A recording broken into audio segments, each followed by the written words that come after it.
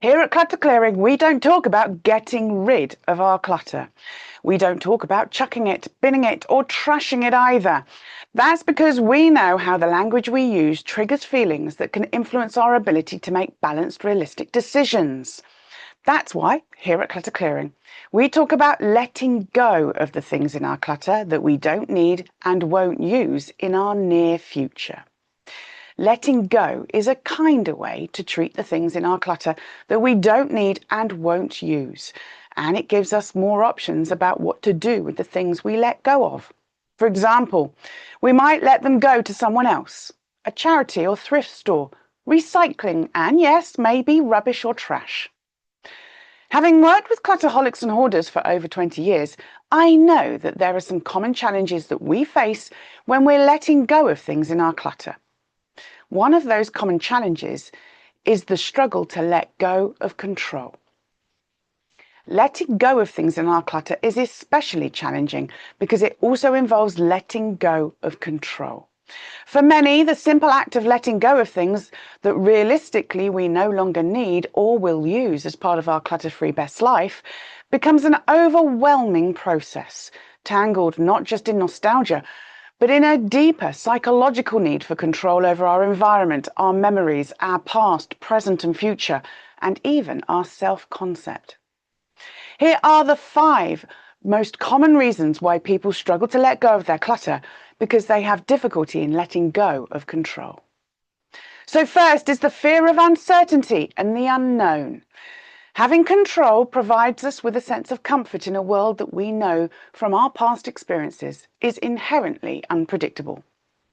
One of the most significant reasons people hold on to their clutter is the fear of uncertainty. Our belongings represent stability and predictability in a world that can feel chaotic, ever-changing, and beyond our control. And our clutter is something we can control. When we struggle with letting go of control or are trying to future-proof our life in a world that can't be controlled, we often overcompensate by creating micro-environments that we can manage, our homes, offices, and personal spaces filled with familiar objects.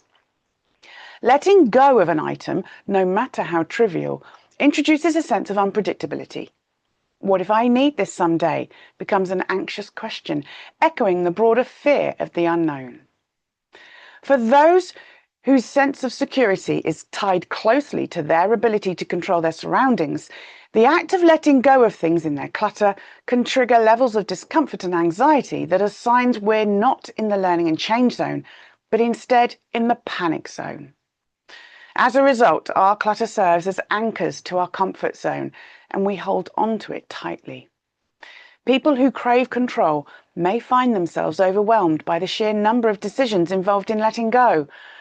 Each item represents a choice, and each choice feels laden with uncertain negative consequences, most of which are imagined, but nonetheless powerful. This can lead to indecision and avoidance, ultimately perpetuating the cycle of holding on. That's why we limit our choices to 7 and limit the amount of time we spend making that choice. The second reason why we struggle to let go of control when we're clearing our clutter is because of our emotional attachment and identity. Our possessions are more than physical objects. They provide memories, meaning, and a sense of identity. For those who struggle with letting go of control, personal belongings can serve as tangible evidence of their life narrative, a mechanism for preventing and preserving the past and shaping the future. Childhood belongings, gifts from loved ones, awards, study notes, and photographs all carry emotional weight. Letting go of our clutter can feel like erasing chapters of our life story or losing a part of oneself.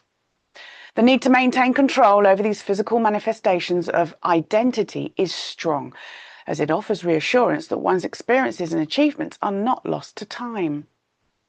This attachment is further reinforced by cultural values and family traditions, which may teach us that certain objects, especially inherited, must be preserved for posterity or to avoid waste. In this context, letting go is not just about discarding material things, it's about navigating the complexity of self and legacy, where control is a way of honouring one's life. The third reason we struggle to let go of control is because of our perfectionism and the pressure to make the right decision. Perfectionism is a common trait among those who struggle to relinquish control, and it manifests acutely during the process of letting go of their clutter. For perfectionists, every decision is fraught with the pressure to make the right choice, and letting go of an object feels irreversible, a permanent decision that must be made with utmost care. This pressure to achieve perfection can result in endless deliberation. Is this the best time to let it go? Will I regret this? Am I discarding something valuable? The fear of making the wrong choice leads to procrastination and, ultimately, inaction. Instead of freeing themselves from clutter, perfectionists may find their spaces filling up, each item a testament to the challenge of letting go without absolute certainty. On step 3 of our journey, we learn about the 12 values to consider when making decisions. These help us to manage our perfectionism so that we can make realistic decisions about what the right decision is. The need for control is intensified by the belief that a perfect decision or home is attainable, and every object either contributes to or detracts from that ideal. Perfectionists set high standards for themselves and their homes, making it difficult to accept anything less than the optimum outcome. The result is a reluctance to part with belongings for fear of falling short. The fourth reason we struggle to let go of control is because of anxiety over loss and regret. Anxiety is a powerful motivator for holding on to the things in your clutter. For many, the thought of letting go of something is accompanied by intrusive worries, such as, what if I need it in the future? Will I regret letting this go? This preemptive anxiety keeps people stuck, clinging to things just in case. These fears are not always rational, but they are deeply human. The possibility of future regret can seem unbearable, leading people to accumulate items as a buffer against loss. The act of holding on becomes a way to exert control over potential outcomes, however unlikely they may be. For those who are risk-averse or who have experienced significant losses in the past, the fear of regret can be particularly acute. They may associate letting go with vulnerability, feeling exposed to the possibility of having made a mistake. This cycle perpetuates the desire to maintain control over one's belongings, even as it contributes to clutter and stress. The fifth and final reason why we struggle to let go is because of a profound sense of responsibility towards ourselves, our families, or even society. This sense of obligation is intertwined with the need for control. If I let this go, am I being wasteful? Should I keep this for my children? Will someone else benefit from this if I give it away? Such questions reflect a deep internalization of societal and familial expectations. People may feel compelled to preserve certain items as custodians of family history or as sustainability managers. The pressure to do the right thing by one's belongings creates an emotional burden, and holding on becomes a way to assert control over these expectations.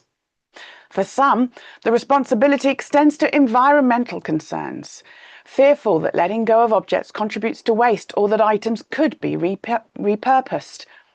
Promises made to loved ones or the desire to pass things on can add a layer of obligation.